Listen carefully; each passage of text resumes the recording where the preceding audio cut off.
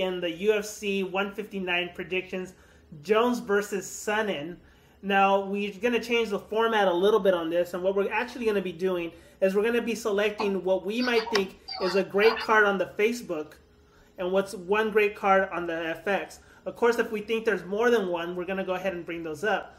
But the ones that we have selected, and we took days and days of trying to select these ones, is the featherweight fight on the Facebook of Leonard Garcia versus Cody Mckenzie. And on our FX card one, it's going to be Eric El Goyito Perez versus Johnny Bedford. So, let's go ahead and talk about why in the hell is Leonard Garcia and Cody Mckenzie on the Facebook prelim card. Well, I think Leonard Garcia is obviously on the Facebook prelims because he's coming off 4 losses. And I don't think the UFC is going to take another loss from him and still keep him in the organization. And Cody Mckenzie obviously lost 3 out of his last 4 fights. And his last fight, Chad Mendes hit him with a vicious body punch that knocked him out. So neither of those fighters, they have like a good name, but they're not looking good in their last fights. So I think that's the reason they got him there too. If they win, they will obviously bump up to who knows, a FX prelim card or even a main card. Yeah. Who do you have winning this one? Man, I have no idea who to pick in this one because I don't know what Leonard Garcia is going to show up. He obviously every time comes to stand and bang. He never gives up. But, man, I have no idea. But you know what? I'm going to pick Cody Mckenzie in this fight. By guillotine. He's training with Ronda Rousey recently, so who knows what's going to happen. I'm going to pick him in this fight. That's great. I really like both of these fighters. I love Leonard Garcia's style. Maybe they put Leonard Garcia on the Facebook prelims not because he's lost his last 4, but because it's gonna come out and swing, and it might get people wanting to buy the card. Yeah. So I'm looking forward to seeing Leonard Garcia. Cody Mckenzie is just kind of one of those funny fighters to watch fight. He seems awkward and he seems out of place. And he's just got one move that he goes to win, and that's a guillotine choke. So hopefully Leonard Garcia is not going to be stupid, and he's not going to dive in and put his head out there. So I'm picking Leonard Garcia just to come out swinging, maybe even knock out Cody Mckenzie. That's a great thing you said there. Maybe they put him on there because people on Facebook be like, "Oh, what the hell? I'll check this out," and be like, "Holy shit, that's what's going on." You got to buy the pay-per-view event. Yeah. I'm going for Leonard Garcia just because that guy has a tool, a wrench, a hammer, and a screwdriver in his belt. And unfortunately, Cody Mckenzie just has a wrench. So he has more tools and arsenals to use, Leonard Garcia. Now, will he use them? We don't know.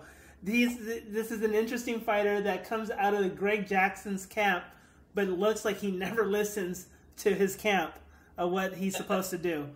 But if Leonard Garcia, for some reason, starts listening to his camp, I can see him winning this one. Like I said, I'm just choosing him because he has more tools in his tool belt than Cody Mckenzie.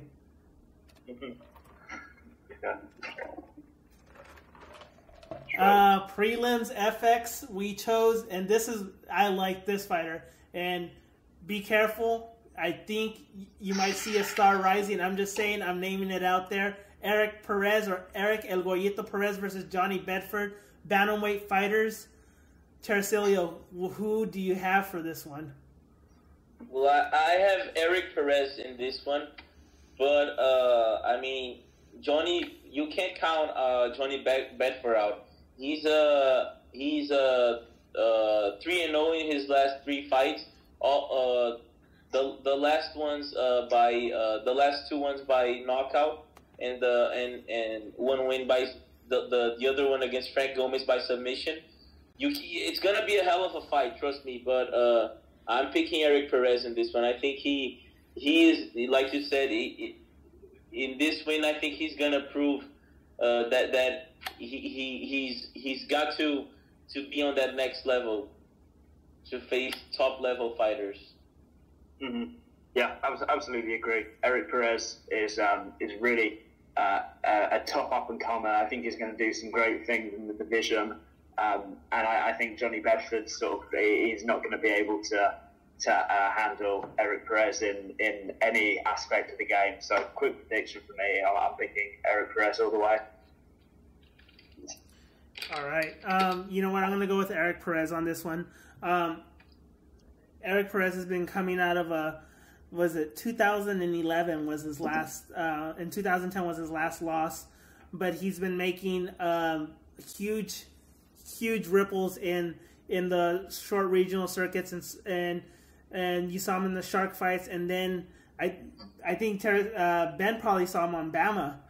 He was making huge waves in Bama, and I think UFC then saw him and took the potential to go ahead and pick him up. After that, he beat up John Albert, and John Albert actually gave a verbal submission. He said, "Stop," and they stopped the fight. So he's one of those real potential kids. UFC sees it in him. They also allowed him. He's the first UFC fighter to walk out with the luchador mask and showing his heritage of Mexico. He is Mexican, not Mexican American, but straight from Mexico, Mexican. And so he talked to Dana White about how important it was because it's part of his history and his cultural stance. So he's one of the only UFC fighters that are actually allowed to wear a mask during the walkouts. And I think UFC is right on this one. They've not been wrong. I mean, the Leary fight, the Latif fight was a great fight. And I think that huge momentum going for Eric is a good one, and it's not a Uriah Hall kind of thing because we've already seen him in 3 UFC fights. Mm-hmm. Yeah. Okay. All right. Next one. We go into the pay-per-view event. Jim Miller versus Pat Healy Lightweight fight. Terracilio, take it away. Well, Pat Healy has way more experience than Jim Miller, but I think that Jim Miller has been fighting recently more top-level guys than Pat Healy. And from 2009 to 2011, he was thought to be the top 3, you can call it, lightweight in the world. And then he lost the fight to Benson Henderson, and then beat Melvin Gillard, lost to Nate Diaz, and then beat Joe Lozon. And I think he's building his way back up. It was an awesome fight against Joe Lozon. I mean, it could be candidate for Fight of the Year. I don't know. But I really love that fight. But I think this fight with Pat Healy, I'm giving this fight to Jim Miller, just giving, I mean, I don't know his level of grappling, his jiu-jitsu. I mean, how his game has developed since he burst in the UFC. And Pat Healy is coming from Strikeforce. He's coming off 6 straight wins. 4 of them by decision and 2 by submission, but I'm picking Jim Miller in this one. Mm-hmm. Yeah, same as me. I'm picking Jim Miller here. Pat Healy, though, definitely don't count him out. He is a very, very good grappler. They both actually have very similar styles, and Pat Healy is a very good grappler with some decent striking, and that's exactly the same with Jim Miller. I just think Jim Miller's a little bit better in both aspects, both striking and grappling, than Pat Healy. But do not count Pat Healy out. He's coming over from Strikeforce. If you've never seen him fight before, he is a very good fighter indeed. So that will be a great fight. But I'm picking Jim Miller here. Yeah, I'm picking. You know, this is going to be a lopsided one. I predicted this already. I'm going to go for Jim Miller on this one, simply because there's one thing that Jim Miller has done that Pat Healy hasn't done.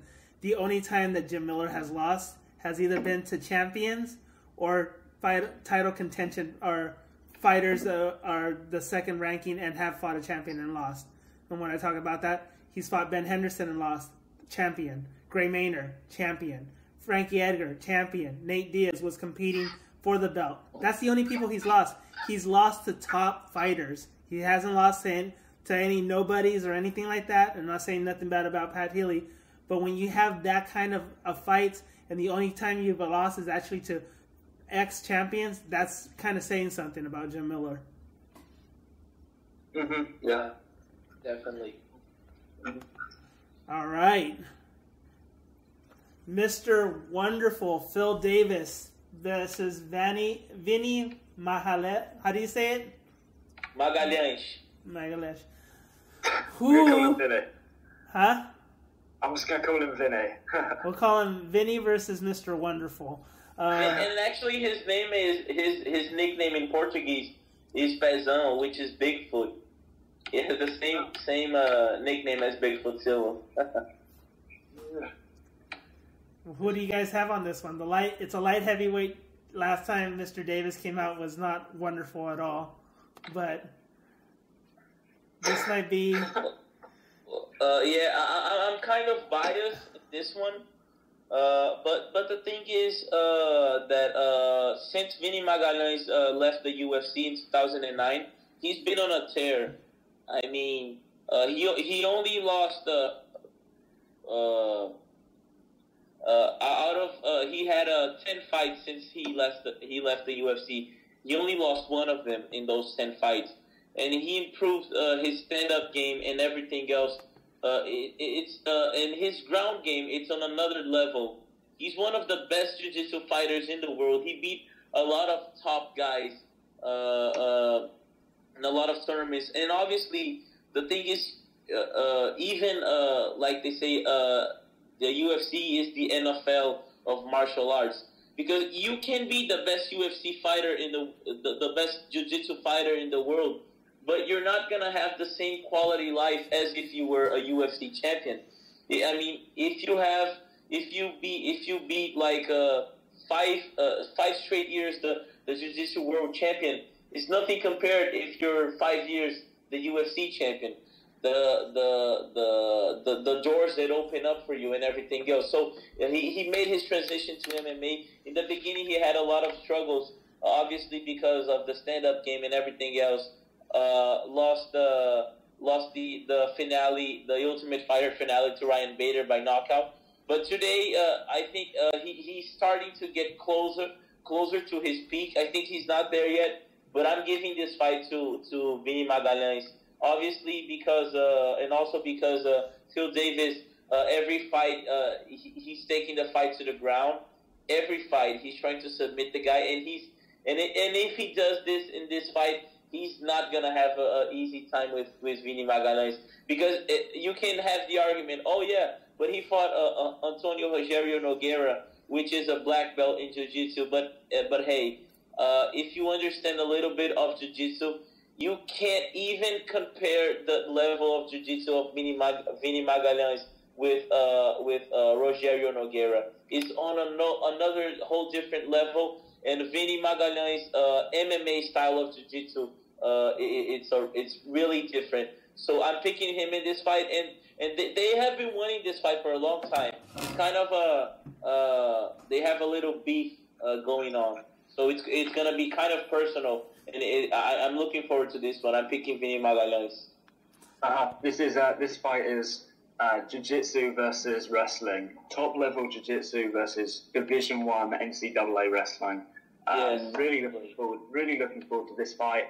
And the problem, of course, that all wrestlers have is when they take down a good Brazilian jiu-jitsu guy, then they're straight into that person's game.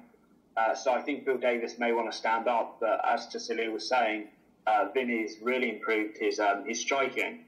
I still think, even though I wouldn't be surprised at all if Vinny wins, and I think maybe that is the more sensible choice, as Vinny kind of is covered with wherever the fight goes. But I think Phil Davis will actually keep this fight standing and just try and sort of, you may see him try and make it a bit of a boring fight. You may see Phil Davis just hold Vinny up against the cage. And I think Phil Davis, his striking, even though it's not very good, I think his striking is good enough to beat Vinny's. So I'm picking Phil Davis here by, hold him up against the cage, just do enough to win and do enough to make sure that he doesn't put himself in any danger. Yeah, I can see that happening also. I'm going to have to agree with Tarasilio on this one and give it to Vinny. Just because of the last 3 fights that I've seen Phil Davison, I wasn't actually very impressed. He fought Wagner Prado twice. One was a no contest because of the eye. The other one, like you said, took him down and unfortunately sunk in the anaconda choke. After that was that horrible fight of the Rashad Evans. So I haven't really been impressed with Mr. Wonderful. And Vinny's just been on a tear. And so, yeah, I agree with Tarasilio on this one. I'm going to go with Vinny. Mm-hmm. Okay, heavyweights. We bring in the big boys. Literally, one big boy. And the other one, muscular big boy. Roy Nelson versus Cheick Kongo on this one. The bearded freak show versus Cheick. You know what? I'm going to start this one. Go ahead. Cheick Kongo, unfortunately, is on a losing streak. I think he's 1-1 with Sean Jordan. He lost to Mark Hunt. 1-1 with Matt Mitrione. He's going back and forth. Here's the thing, though. As much as I like Cheick Kongo, Roy Nelson is a beast when he hits you.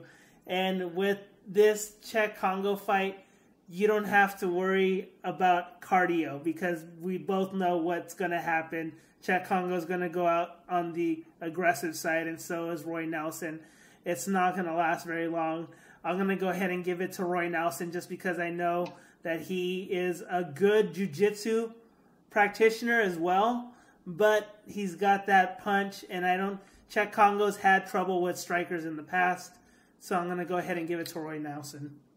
Mm-hmm. I'm a big Cheick Kongo fan. I think Cheick Kongo is a legend, but his striking, even though it's very high level kickboxing, and it's very technical and very sound kickboxing, I think he's also got one of the highest striking percentages in the heavyweight division, if not the highest, for his accuracy. He's very accurate. All of that means nothing when you're boxing against someone who has a head like a rock. Roy Nelson cannot get knocked out. I think it's physically impossible. So even though Cheick Kongo's got this fantastic striking, he won't be able to knock out Roy Nelson as no one else has. And Roy Nelson can absorb as many punches as he likes to land that one right hand that'll put Cheick Kongo down. So I'm picking Roy Nelson here too. Don't believe us about not getting knocked out? YouTube Verdum versus Roy Nelson. Roy Nelson loses this one, but look how much damage Verdum gave, and this guy would not go down.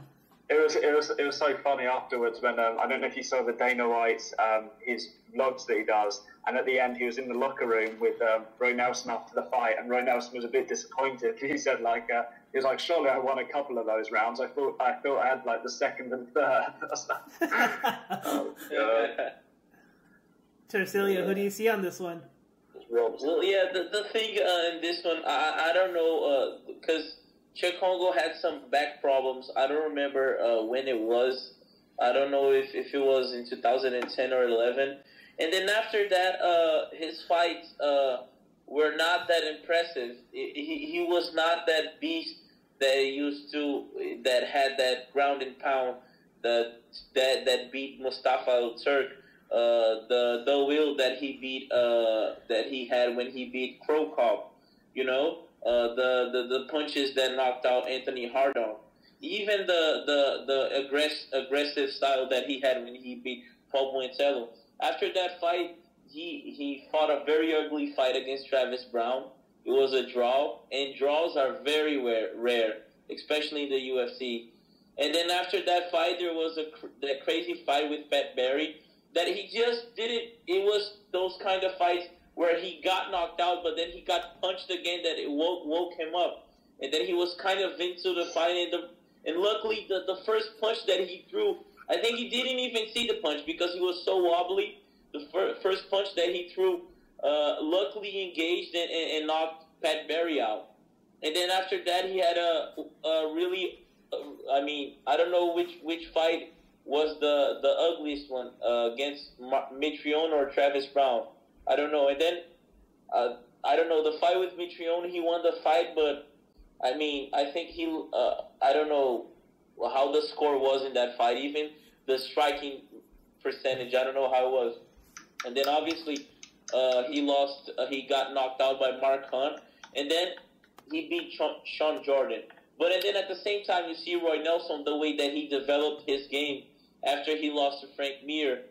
I mean, he knocked out Pro Cop, and I mean, obviously Pro Cop was at the end of his career, but Pro Cop is still Pro Cop. It's still a danger to anyone.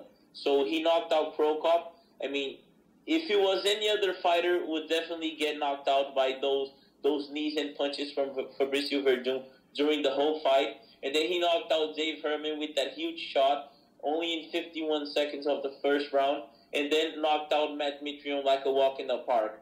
So, and he's a jiu-jitsu black belt, a kung fu black belt, and I mean, the guy, I see him beating Cheick Kongo everywhere, in the stand-up, in the ground, in clinching, wrestling, everywhere, just everywhere. So, and I think you even said to me, remember when we were talking that you thought that this was going to be Cheick Kongo's walkout paper of the UFC? Mm-hmm. Yeah, so, I mean, it could happen. I don't know if he would get cut if he lost to Roy Nelson, but I think it's going to be an easy fight for Roy. Yeah, Roy Nelson, unfortunately, is like the cockroach infestation for the UFC. As much as Dana White tries to get rid of him, he just can't get rid of him. He'll end up being... Roy Nelson is even ballsy enough to tell Dana White, if I lose this one, I'm done. I'm out of this fight. And Dana White will try to give him the hardest opponent, and then Roy Nelson beats him. So it's kind of the problems he's had is with this cardio. Cheick Kongo's smart enough, he'll do it, but Cheick Kongo is one of those people as well, unfortunately, does not listen to game plan and just goes out and does what he wants. And I think that's his weakness for Cheick Kongo. So that being said, we're going to go to the middleweights. Michael Bisping versus Alan Belcher. This is going to be a fun one. Go ahead, Ben. Tell us who you think is going to go on this one, since Mr. Bisping, or has he been knighted? No. Okay, so Michael Bisping. Mr. Bisping is from the UK. Go ahead and give us our prediction on this one. Yeah, I love Michael Bisping. I think he's a fantastic personality in MMA, very funny, and he's sort of, and I just love the way he talks trash. He's like our UK version of like Nick Diaz. So, big fan of Michael Bisping's. Coming off a nasty knockout against Vitor Belfort, and this fight here, even though I'd love to pick Bisping, I'm picking Bisping with my heart, but with my head, I think Alan Belcher's got this. Alan Belcher is very, like, in the striking game. Alan Belcher's striking, I don't think it's quite as good as Bisping's, but I think he's got a little bit more knockout power than Bisping has. Bisping has got phenomenal and very underrated stand-up. When he fought Chael Sonnen, at the end of that fight, Chael Sonnen actually said that Michael Bisping hit him harder and hit him more than Anderson Silva did. So you got to give him props for that. So Michael Bisping, very good kickboxing. I think Alan Belcher has a little bit more power in his strikes, and he's also very equal. But I think the part where the differences come is in the ground game. Michael Bisping has a very underrated ground game, actually. Chael Sonnen, again, struggled to take down Bisping a lot more than he managed to take down Anderson Silva. So that's a huge props. But Alan Belcher has fantastic ground game, and his submissions are just fantastic. He's really a whiz on the ground. So I think in both striking and grappling, Alan Belcher edges it. But I obviously I'm going to really be rooting for Michael Bisping, and I hope Michael Bisping can pull out the win. But my pick, my educated pick, is Alan Belcher. Tercilio? Yeah, I'm picking Alan Belcher also all the way, because it's a shame that he had that eye injury that back in 2010, Was it? Or in 2011? No, actually, yeah, it was 2010 that he was supposed to fight Damian Maia. I don't. Yeah, he was supposed to fight Damian Maia in September of 2010, and then he had that eye injury that he almost had to retire from the sport. And then he came back to fight only in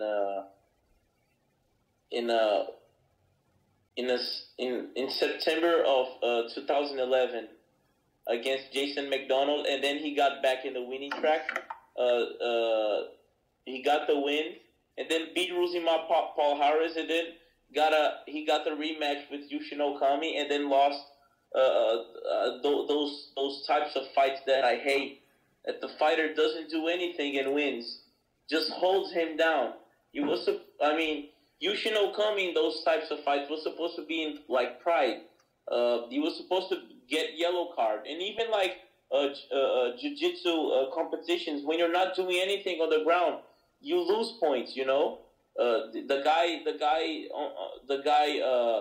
even if he's on bottom looking for submissions, he will have the advantage, not you. So. I mean, that fight against Yushin Okami doesn't say much, in my personal opinion. So I'm picking Alan Belcher all the way, and they're talking smack to each other back and forth in this fight. And there was even I don't know if you guys saw about that Michael Bisping wanted to bet that he was gonna knock out anything. Alan Belcher wanted that he was going to knock out Alan Belcher in the first round. And then Alan Belcher, there was a friend of his that is an NFL player that brought his Bentley up. And then they did a video that they posted on YouTube that the guy's like, hey, what do you say, Michael Bisping? If he knocks out in the first round, give me something to bet. But if you knock him out, you can take my Bentley. No, actually a Rolls Royce. Yeah, you can take my Rolls Royce and stuff. And then Michael Bisping did a video of his going to his friend's car dealership, and then they go to that little car, that little Fiat car. Is a Fiat 500, the name of the car. Yeah. And then he goes in the back, him and his friend, that they barely fit in there. They're like, you see this car, man? You know, I have this car, and yeah, I can bet it. Yeah, and stuff. And then at the end of the video, he said, you know, it's just a joke to see how stupid you looked in that video. And then it's cool that I love fights like that where the guys talk smack to each other, and it's gonna be a really fun fight. Yeah, I thought it was great in the comments of that video. There were people even saying, like, American guys that said, I hate Bisping, but to be fair, Alan Belcher got owned with this video response. So it was quite funny.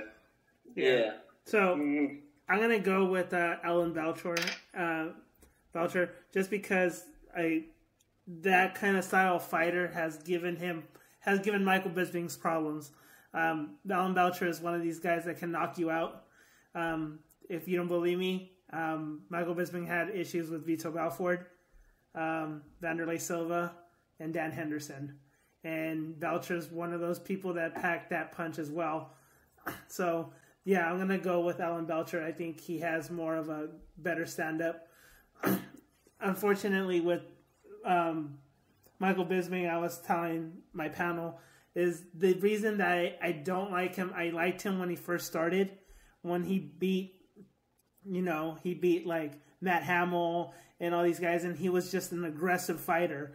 And all of a sudden, he just became a kind of a safety kind of guy, and really picked when he wanted to do stuff. And if no, he was practically okay going by decision because he didn't want to go ahead and pull that trigger. I call it a safety fighter. And so that's when I kind of lost a little bit of respect for Michael Bisping. I like his arrogance and the cockiness and everything else. That doesn't bother me. It just bothers me when you play it safe. And like you said, like the Okami fight, Okami plays it safe. He'll smother the shit out of you and just hold you and hug you. Yes. So, main event, John Bones Jones versus Chael Sonnen. I'll go ahead and start. I'm going to go ahead with Chael Sonnen. I'm just joking. I'm going. It should have seen my face. I am going for John Bones Jones. I'm not saying Chael Sonnen doesn't have a chance. He does have a chance, but John Bones Jones is just the better. He is not. He's like a Cain Velasquez, a Junior Dos Santos, a GSP. He's just that level of a fighter, and Chael Sonnen is not that kind of a level of a fighter. He's going up in weight. He has a lot of stuff going against him on this kind. You're talking about John Bones who has an 80-inch reach advantage. You're talking about somebody that can just basically step out of the way of a takedown and stuff. So, that being said, I'm going to go ahead and give this one to John Bones Jones. The way that I see it, he's been doing some Brazilian Jiu-Jitsu. I've seen video of John Bones Jones. I think he might actually want to submit or try to submit Chael Sonnen. Well, yeah, he submitted.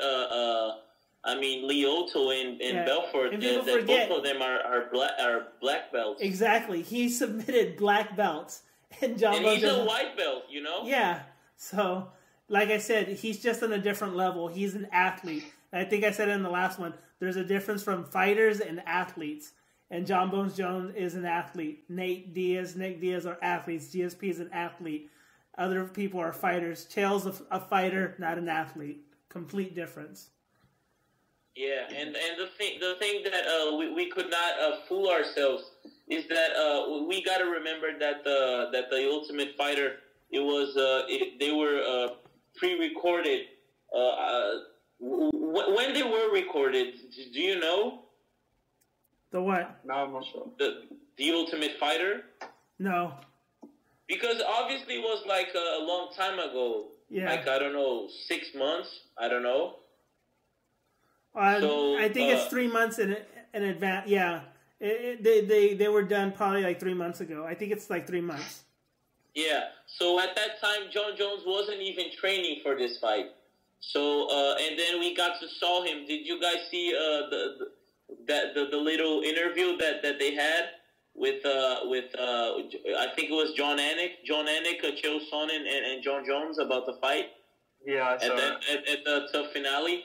And then you saw what a determined John Jones is, because he was being all friendly and stuff at the show, and then he wouldn't even look at Chael's face, and that really got me into the fight, you know, because at first I was even afraid that John Jones wasn't taking Chael seriously, but now, and even today he posted a photo on Instagram, and he's looking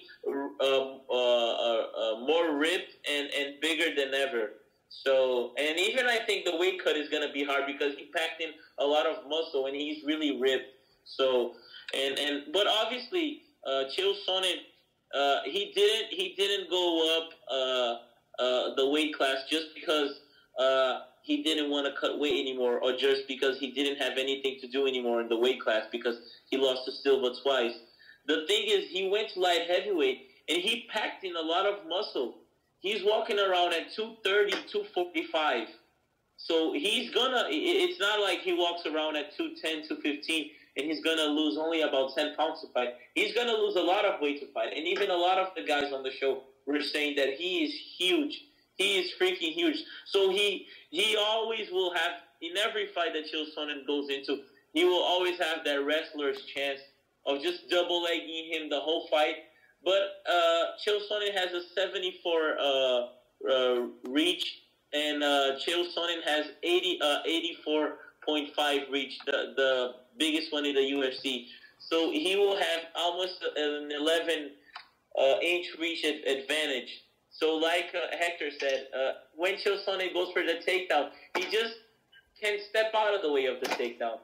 So obviously I'm picking John Jones in this fight. And probably after this fight, Chael Sonnen could even retire himself, because since he already got what he wanted in middleweight and at light heavyweight, and he has already, like Dana said, I mean, when this guy decides to retire, I mean, he's not going to be unemployed for sure. The guys on Fox want him. The guys on Fuel TV, even ourselves in the UFC, we will have something for him. So after everything that's happened, when he loses, but when John Jones, when he wins this fight, that's going to be the biggest thing, that what's going to be ahead of him. I mean, because obviously Dana White said that this year, for sure, there's going to be the super fight, even if it's Anderson or GSP or Anderson and John Jones. But at the same time, you have Gustafsson and a lot of light heavyweights coming up. Obviously, Lyoto is already the number one contender fighter for this category. So we don't know what's going to happen. But if, like Ariel Helwani said, if Chael Sonnen pulls the upset, throw super fights, throw everything out of the window. That everything is going to be redone again. Mm-hmm. Yeah. I think it's all it's quite obvious here. I'm picking John Jones too. I can't see how Chael Sonnen can beat him in any ways, to be honest. Chael Sonnen definitely can't strike with John Jones, and he can't grapple with John Jones. He won't be. He would hardly be able to take John Jones down. The reason why Chael Sonnen could take down Anderson Silva so easily is because Anderson Silva was a Brazilian Jiu-Jitsu practitioner, so he's used to going onto his back. He's not a wrestler, so he's not really used to sprawling and brawling. But John Jones is a wrestler, so he is used to that. I just can't see any way that Chael Sonnen could possibly win. And like you said, I think after now he's fought for titles in both divisions, and probably he'll lose to John Jones, so he would have lost that. I don't really think there's anything else for him. I don't think it's going to kind of look stupid if he then goes back down and sort of tries to build his way back up to another title shot. I don't think he needs to. So like you're saying, Cecilia, I think after this fight, if he loses, that I think he probably will, he should look for, a job behind a desk, like doing announcing or something. So yeah, my pick's John Jones. Probably, I think John Jones will finish Chael Sonnen, probably by submission. Chael Sonnen would try and take him down, and John Jones would catch a guillotine or something like that. I think Chael Sonnen's pick is John Jones too.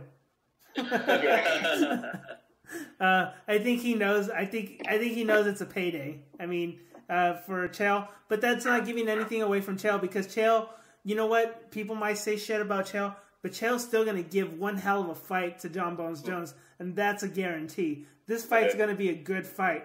If it might be lopsided, but then who knows? Chael has surprised us in the past. I do not doubt. I do not put anything past this guy. I'm just saying. I think all three of us are just seeing stylistically and fighter-wise. No. We have John Bones winning. Sonnen. I'll definitely be rooting for Chael Sonnen, but I just think John Jones has got it. Yeah, and you know what? People like John Bones Jones, but I've kind of not liked him for a while because it's just the arrogancy that he has now. And I can see why they put Chael Sonnen in this fight, because Chael Sonnen brings out a fighter. He brings him out. He doesn't care. He doesn't care if he gets punished. He doesn't care what will happen to him. He brings out one hell of a fight. And if anything else on Chael Sonnen's, when he ends and he retires, it might be a loss, but it also might be one of the things where people will say, you know what, that was one hell of a fight as well. So I think he gets that recognition that us in the States don't get it. And a lot of other countries get it, where a fighter loses, and in America we see him as a loser. In Japan and Pride, and I don't know how it is in the UK and Brazil, but if you give one hell of a fight, you still get the recognition as almost being a winner because you gave it all. And absolutely. In the States, you don't see that. You hit the nail on the head there. That's everything you just said there, Hector. Completely agree with. And that's the same in UK. UK's we're famous over here for having boxers that get beaten up all the time because they put everything on the line when they box, but they're still, a champion. Everyone still loves them and supports them, even if, they do lose. So that's kind of the same over here. Yeah. So Chael might be going down as probably one of the greatest entertaining fighters in the UFC, just because he gives it all. And if he wins to John Bones Jones, what does that say about John Bones Jones? John Bones Jones has a lot to lose in this fight, unfortunately. A lot to lose on this fight. Yeah, he was a big company man for the UFC for this fight, because obviously this fight only happened because the last tough ratings were the lowest in tough history, and this season they were supposed to get the ratings high. So since they already had a fight to make since the UFC 151 cancellation with Jon Jones and Chael Sonnen, that Jon Jones turned down the fight, they saw that it was a fight to make. So Jon Jones accepted the fight, but obviously he has a lot to lose. But obviously he has a lot of confidence in himself. When the guy, just like Mousasi himself, he had nothing to gain from that fight. If he lost that fight, I don't know if he would get cut from the UFC, because he accepted a fight against an unknown guy in like 4 days' notice. But it was gonna be really bad for him. Also, giving it was his first fight in the UFC. Yeah. So that's our picks. If Chael Sonnen wins, holy shit, will that be an interesting conversation for the next one. Absolutely. Like I said, don't underestimate this guy. This guy can get under your skin, and that's one thing we forgot to say about him. He mind screws people so much that he can get under Chael. I bet you these next weeks he's gonna get in John Bones' mind. That's one of the things that he does very well, is he uses that mental gain on them. He tries to break down where they want to just beat the crap out of him and nobody wants to talk to him. And they completely decide to change their game plan because they just want to pulverize him, and that's when he takes that advantage. He did it with Anderson Silva. He plays a great mind game with these guys. It's like chess for him. So don't underestimate Chael Sonnen. I've never underestimated him. I see him as one of these potential people that, like I said, it's not going to go down as the best fighter ever, but he's going to go down as one of the most entertaining fighters in the UFC. Yeah. Yeah. All right. That concludes.